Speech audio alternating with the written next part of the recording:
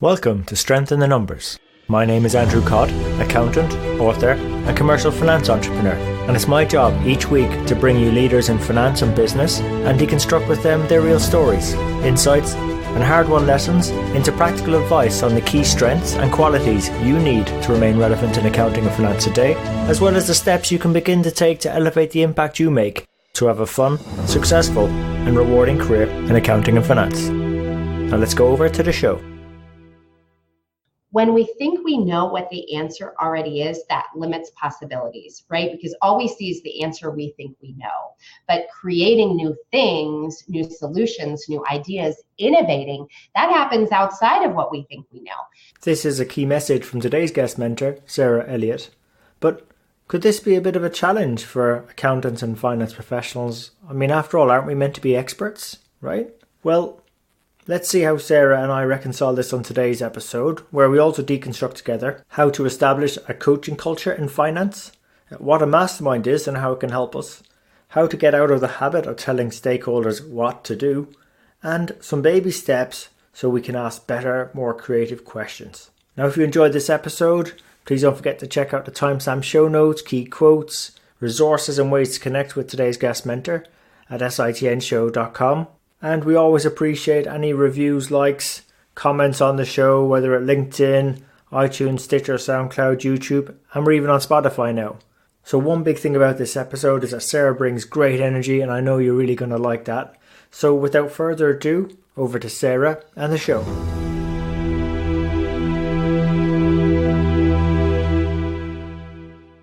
So Sarah, welcome to the show. Thank you, Andrew. It's wonderful to be here. Hey, look, it's wonderful to have you on the show, and we got introduced through one of our previous guest mentors. So some of our audience may not be as familiar with your background. So, Sarah, would you mind taking a few moments to give us a brief history of your journey in finance and accounting? Yeah, I'll try my best to make it brief. It's kind of a long and winding story. So I'm actually no longer in the practice of accounting and finance, but I do serve in this space. So my story is I started out in accounting right out of college. I was an auditor at PwC in Austin, Texas, which is actually where I live now. And so I had great opportunities at PwC, wonderful experience over 10 years. I spent 2 years at the national office there. I lived in New York and served as a consultant to the audit practice all over the US. So that was a lot of fun. And then I ended up moving back to Austin after my national rotation. And about 6 months later, I joined a growing mid-sized regional firm of about 120 professionals. And I came in at that firm as a director, still in the audit practice, made partner in a couple of years. And I was the national audit partner in charge for the firm. So that was really fun and exciting. We had a growing firm. They really gave me so many opportunities to dig in and make a difference. It was just so fun. It felt very entrepreneurial. And I started working with a coach at this firm because the firm invested in a few of us to coach on business development. And the amazing thing was this coach helped me with so much more than just business development, although that was great. So that worked really well. But she also asked me important questions about what's important to me. What do I value? What are my strengths? How do I really want to make a difference? And honestly, Andrew, no one had asked me those questions before, and I hadn't really asked myself those questions. So I gave myself permission to play with them, to sit in that space, to see what came up. And at that same time, I started volunteering within the profession through the AICPA here in the US and started realizing the real need for leadership development in the accounting and finance profession. We are such a technical profession, but we really need to develop our leaders and to face the challenges of the future. It's really our future leaders, right, that we need to develop in order to do that. So how can we create new possibilities together? So I saw that and I was starting to connect the dots about what lights me up as a human being, which is really seeing the potential in another person, believing in them, helping them cultivate that potential for themselves. And that's what I had really done throughout my entire career as an auditor. And I think that's what made me good at what I did back then. And so I was starting to connect the dots. It was time for me to buy in as an equity partner at this firm. was my second year as a partner. And at that time, I chose to take a leap of faith. I said, you know what, I can make a big difference at this firm, and I can make an even bigger difference, I believe, in the profession if I leave and serve the profession. So that is what I do now. I met my amazing business partner, Brian Cush, who's also an accountant turned coach. And in 2015, we connected, we created Intend to Lead so that we could expand our positive impact in this profession. And so we coach accountants to access what we call the dimension of possible. Through coaching, group learning, and leadership program design, we're essentially creating the leadership development programming that we always wish we had. So that's my story. Wish we always had, yeah. Yeah, right. And I have to take a breath because it's such a long story, but really changed the course of my life. And coaching was really the start of that. So I'm very grateful. I mean, what a moment to make a decision. So you have the opportunity to become an equity partner in front of you, and then in effect, I wouldn't say you've already gone to zero, but you went like nearly back to the beginning again, as essentially, you know, leading development programs and so on. I mean, how did that decision feel for any of our audience in a similar nexus in their career?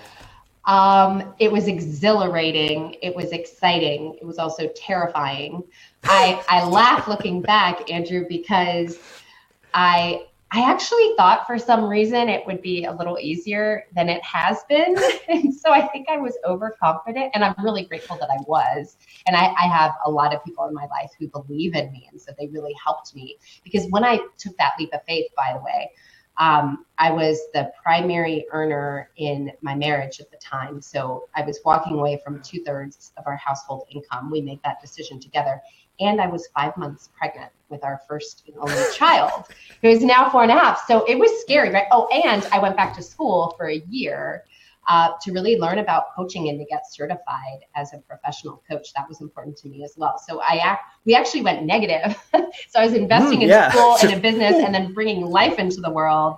And, you know, at times it was, have I lost my mind? But then at the same time, it was incredible because I was recreating my life on my own terms, all at the same time, right? As a mom, as a coach, as a business owner. So a lot of fun and scary too, and a lot harder than I thought it was going to be.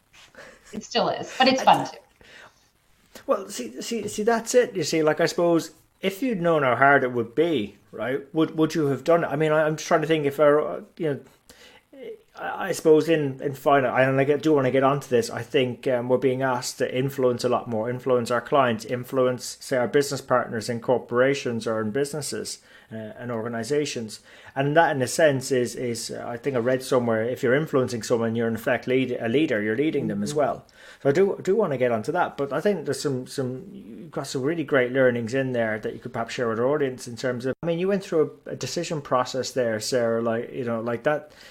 Despite all the negatives, you still jumped in. I mean, if you could have taken on so many stressful events in one go, you did it. I mean, it's like... I'm here to tell the tale.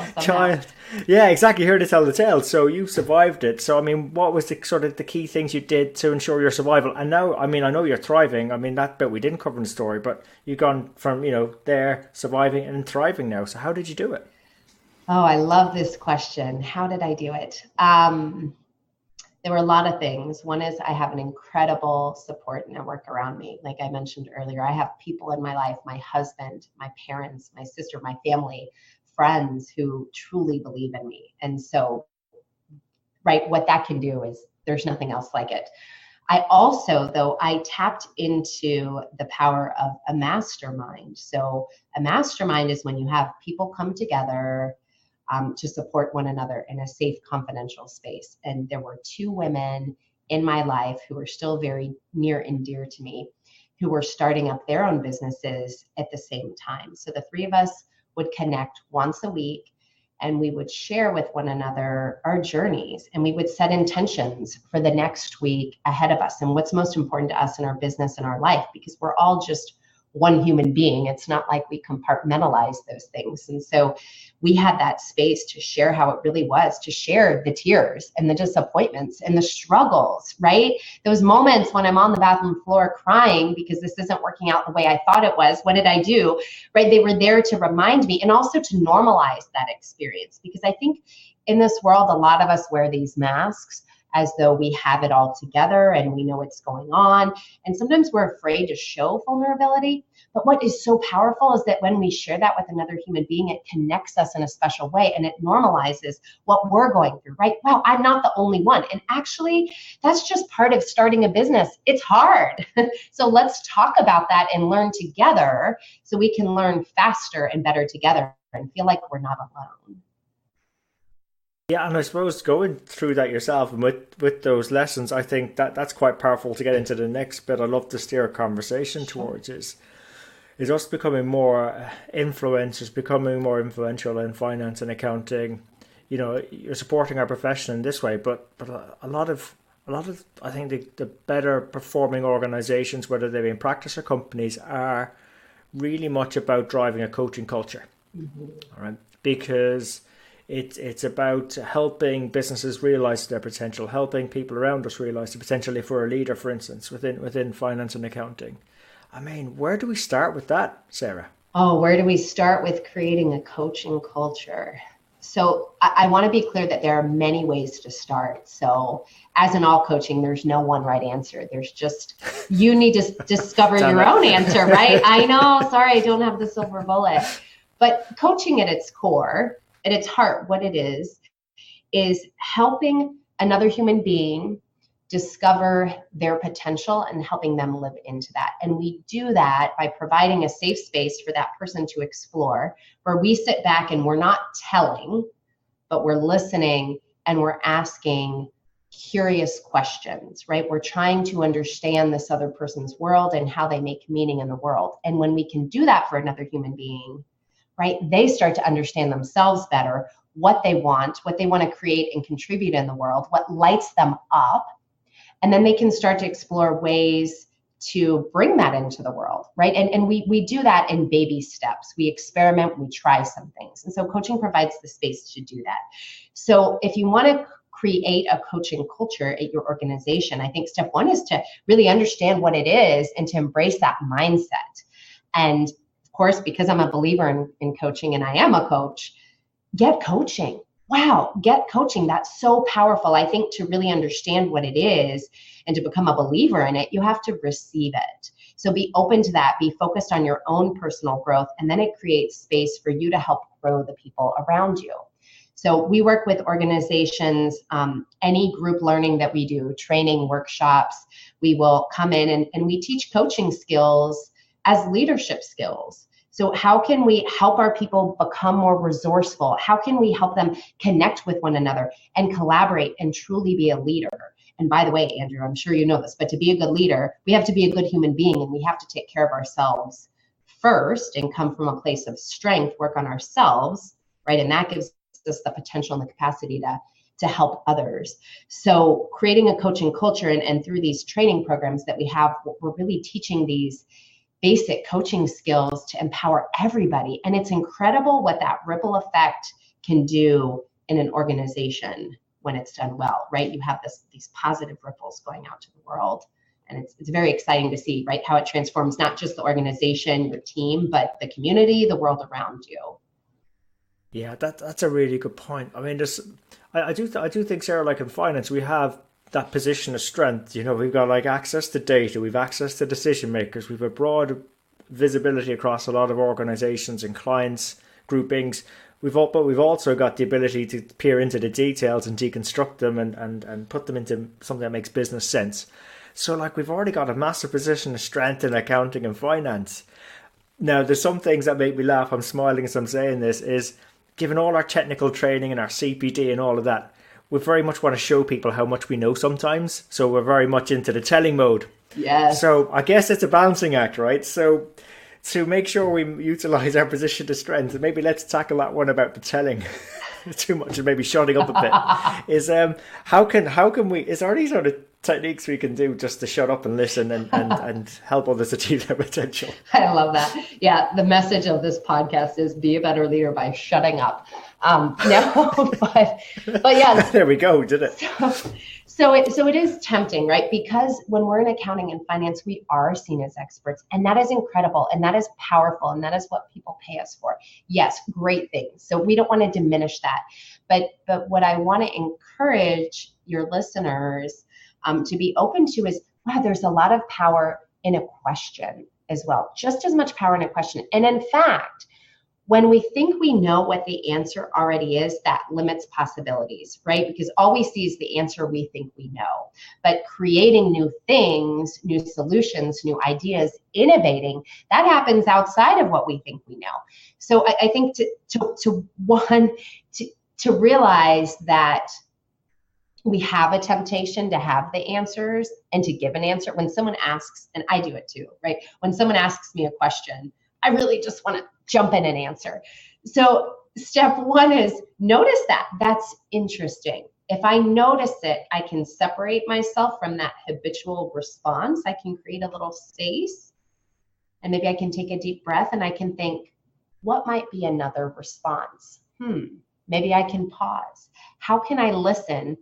What's the right question to ask back? How can I create space to be curious instead of feeling like I have to tell or have all the answers? And it's like anything else in our lives, right, Andrew? It's a habit. It's something we have to learn and practice and give ourselves grace. We're not going to be perfect every time, but just noticing our desire to jump in and answer is a very powerful first step. It creates that awareness. Yeah, and again, that's why I was smiling about it. I just see so many professionals out there in finance who are very curious, but then they just can't resist that temptation to tell, oh, I know what the answer is. I know so much, I'm the expert. But like, it's just as you said, Sarah, it's taking the pause, stepping back, creating the space. And I love what you said there, is thinking, what's the appropriate question to ask here maybe, or trying at least first, is there a default way of maybe asking a question to this to flesh it out and to build a space. So no, I love that, and I also like the point that you made around resourcefulness, how coaching helps that, because if we've got resourcefulness, then in theory we probably never run out of resources, which is something music to our ears in finance and accounting and the people we support. So how does coaching help with resourcefulness in your mind? Well, what a great question. So I think when we give someone the answers right away, when we give in to that temptation to just tell someone else what to do, what happens is we're creating a dependence between the two of us. Because Andrew, if you ask me a question and I always answer it, what are you going to do when you have a problem, right? You're going to come right to me. But if instead I can create space and ask you questions like, okay, well, what's really going on here, Andrew? What are you thinking about this situation? What do you think is really at the heart of the challenge, right? And we can peel back the layers together. Wow, I've helped you expand your capacity to understand what the true problem is. I've helped you explore opportunities, ideas, and resources, right? I could ask you, well, Andrew, where might you look for that answer? Where could you research? Where could you explore to uncover what you need? And then you could go back and, wow, now I get it. It's faster and easier sometimes in the moment if I just told you the answer, right? I get that. But that's not a sustainable long-term approach for your entire career. And I'm not doing you any favors, right? I want you to be successful. So how can I help you figure out your own answer? And by the way, when you figure out your own answer, guess what? That's yours. You own it. You're going to be accountable for it. You're probably a lot more likely to follow through and own the results versus if I told you, and hey, what if it didn't work out? Well, you can shirk that responsibility, right? So it's really empowering another person when you take that coaching approach. You create that resourcefulness, and then who knows what you can do going forward, right? It enhances your capacity, your leadership capacity forever. So you get to carry that forward versus if I give you the answer, that's just a one and done deal, right? Oh, definitely. I hope our audience, they're engaging the what we're known for in finance and accounting, those rational, logical brains, because like that makes complete sense to me the way you described it there, Sarah. But so many of us probably don't do that.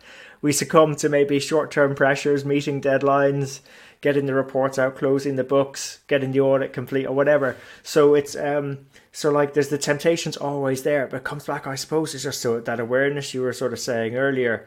And actually, that is a challenge for us in finance when we're guiding businesses. It's balancing short-term results with the long-term results. So, that's something, if we can get ourselves right on that one, I think we're benefiting ourselves and our organizations we're supporting. There's one other area I want to sort of push you on this one, and it's like I keep scratching my head on it. Like, I know in a lot of businesses, they have leadership programs, and they tend to be more, just in my experience, more directed towards more senior members of finance or organizations in general. Even though I suppose some organizations say people are our assets, I suppose where and I would say, well, why can't it apply to everyone? Because coaching is such a useful culture to have. Why wouldn't everyone have access to it or do it? So you've probably seen, Sarah, what's worked and what hasn't. I mean, how can we get leaders or our finance leaders in particular to see the benefits of coaching and adopt it or start adopting it anyway for everyone to benefit? Great question. So I think one way to get buy-in is to allow people to receive the benefits. So I am a believer in, if you want to create a coaching culture, give the opportunity to your top levels of leadership to receive coaching, to receive professional coaching. Then if they receive it and they see, wow, look how much this impacted me, look what a difference this made, I think that creates that buy-in and support and the realization of the power of it. I think a lot of times in accounting and finance, we want to see hard dollars and ROI, right? And exactly. Yeah, and coaching, sure, I could point to ROI and I could work with you on how to come up with that equation and right, depending on what we're working on, what is this worth to you if you create this change, and what will it cost you if you don't? But I know that still feels kind of soft. But sometimes you just have to experience to see it and say, wow, what are all the results I got through this coaching, right? What are the things that I was able to accomplish and change at my organization? Right? What dollars did I save and what new dollars did I create that weren't there? And just what impact am I having on the people around me, right? Some of our most expensive costs of doing business, it's people, right? So coaching helps with hiring, retention, engaging your people, right? Helping tap into the potential and how they can uniquely contribute as a human being. It is so powerful. So I would say first, allow people to receive the benefits, appreciate it. And then yes, everyone can benefit from coaching. Yeah, maybe you don't have the budget for every single person in your organization to receive professional coaching, but there are other things you can do. You can bring in programming. You can bring in group learning programs. There's group coaching programs. You can bring that coaching culture and that style of leading one another, because we're all leading one another, right? We lead together, whether we're a formal leader or not.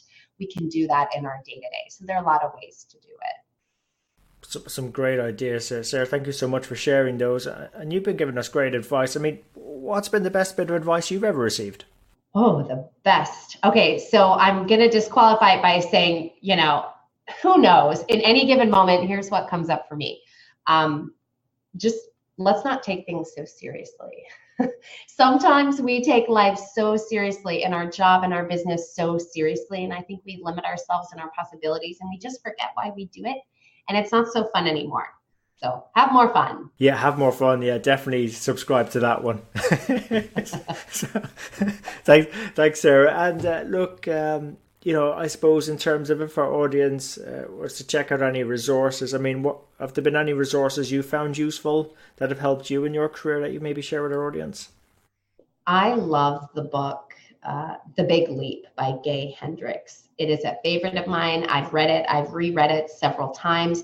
It's such a neat book because it expands your view of the world. It helps you understand that more is possible for you and what you're really meant to do. And it also helps you identify, wow, how might I be limiting myself? So a great read. Love it. Yeah, that's an interesting one. How might we be limiting ourselves? I mean, we've got a great position of strength in finance and accounting. Would there be any sort of blind spots? Just thinking off top of our heads, there any blind spots that we could start working with straight away in finance and accounting to stop limiting ourselves? Oh, one is something we've talked about, thinking we have all the answers. When we think we have all the answers, the learning is done. There's no opportunity to learn or grow. So yeah, let's be open to possibility and open to learning something new.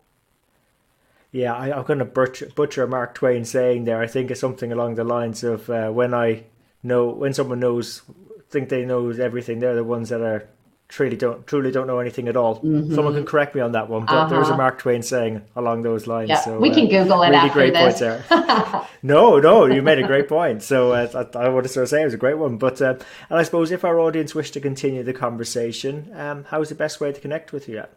So our website is intend, INTEND, the number 2 lead.com.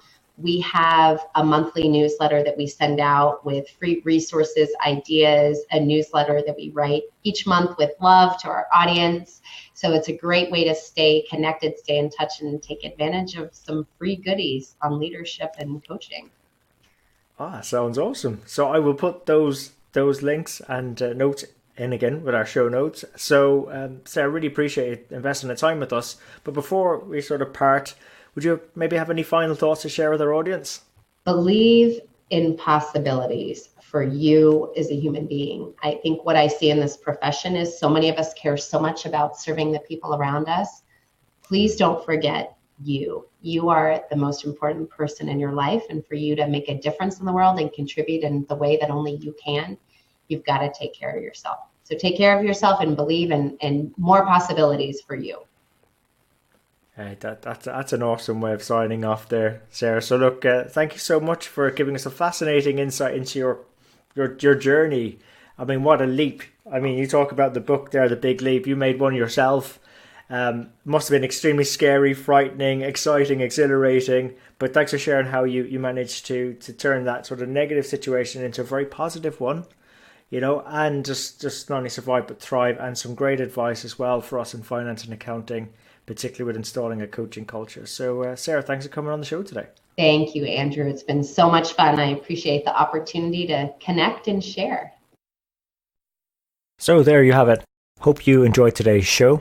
If you'd like to know more about our guests today, their bio, and follow up on the resources mentioned during the show, you can find all the relevant links and more at sitnshow.com. There you'll also be able to get access to earlier shows, read the latest blogs. There's also an opportunity to subscribe to our newsletter, which will give you heads up as to when the next show is coming out, latest events, news, and anything that's going to be relevant to help you have a fun, rewarding, and successful career in finance and accounting. And just before you go, we really appreciate your feedback. If there's something we can do better on the show, something that's not working, or something you'd like to see, even a guest you'd like for us to invite onto the show, someone who you think might be able to benefit you more and also the rest of our community, please let me know. You can email me. I'm at andrew@sitnshow.com, or feel free to connect with me on LinkedIn. Just drop me a message so I know how you found me and we can connect. And really, it's our community that'll make the show. If we keep engaging and driving each other on, we'll keep on building our strength in the numbers. When all is said and done, if we can do the numbers better and finance better, we'll create more opportunities for ourselves, our friends, our families, our communities, and our businesses. So until next time, have a good rest of the week, take care, and let's keep building our strength in the numbers.